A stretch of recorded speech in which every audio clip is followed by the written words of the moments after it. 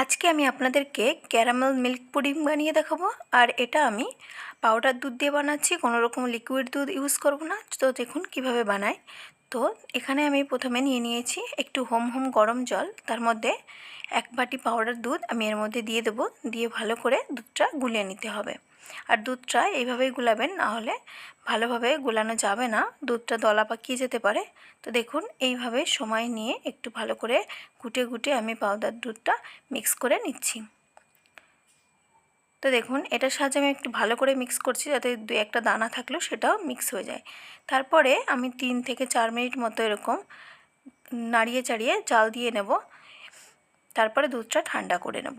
এখানে দেখুন ক্যারামেল বানানোর জন্য আমি নিয়ে নিয়েছি 1 কাপ মতো চিনি, তাতে সামান্য একটু জল দিয়ে এইভাবে জাল করে নেব। প্রথমে একটু নাড়া দিলেই হবে, পরে আর নাড়ানোর দরকার নেই, এইভাবেই ছেড়ে দিতে হবে।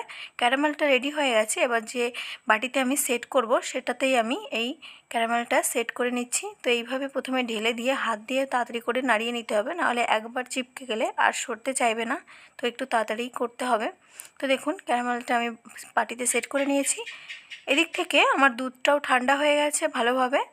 এখানে অবশ্যই ঠান্ডা করে নিতে হবে দুধটা। আর এখানে আমি 2টো ডিম ইউজ করছি, আর এই ডিম দুটো আমি 30 মিনিট আগে ফ্রিজ থেকে বের করে নিয়েছি। আর এখানে ঠান্ডা ডিম একদমই ইউজ করলে চলবে না। তারপরে দেখুন দুধটা ঠান্ডা হয়ে গেলে এবার দুধটা আর এই ডিমটা একসাথে ভালো করে মিক্স করে আবারও আমি এটার সাহায্যে ভালো করে মিক্স করে নেব।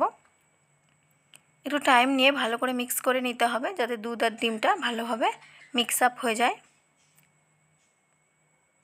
এবার এখানে লাগবে আমার চিনি, আর চিনিটা আমি এখানে মিক্সিতে একটু গুঁড়ো করে নিয়েছি।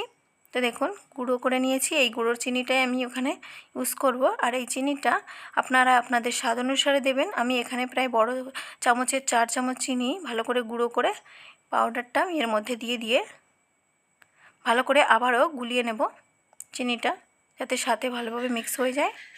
আর চিনিটা এখানে একটু গুঁড়ো না করে যদি আপনারা দানা অবস্থায় দিতে চান সেটাও করতে পারেন, তবে সেটাতে একটু গলানো পর্যন্ত ঘুরতে হবে।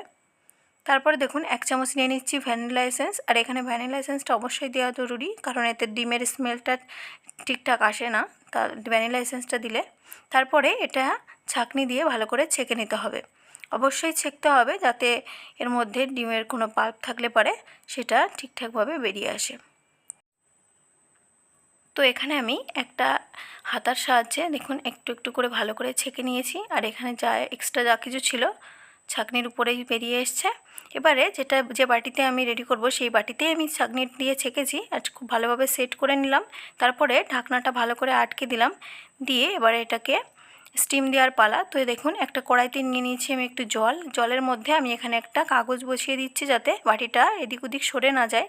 তারপর বাটিটা এর উপরে বসিয়ে দেবো। এখানে আপনারা চাইলে কোনো র্যাকও ইউজ করতে পারেন বা কোনো টিস্যুও ইউজ করতে পারেন। তারপরে দেখুন জলটা আমি কিভাবে দিয়েছি, বাটির হাফ পরিমাণ মতো জল থাকবে। তারপরে একটা ঢাকনা দিয়ে আমি এটাকে কভার করে দিচ্ছি, আর এখানে একটা কাগজ দিয়ে দেখুন ভালোভাবে র্যাপ করে দিচ্ছি। তারপরে রেডি। 30 মিনিট পরে এটা রেডি হয়ে গেল।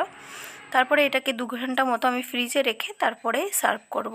তো রেডি আমার ক্যারামেল পুডিং। ভিডিওটা ভালো লাগলে অবশ্যই লাইক করে দেবেন আর আমার চ্যানেলটিকে সাবস্ক্রাইব করে দেবেন। Thank you.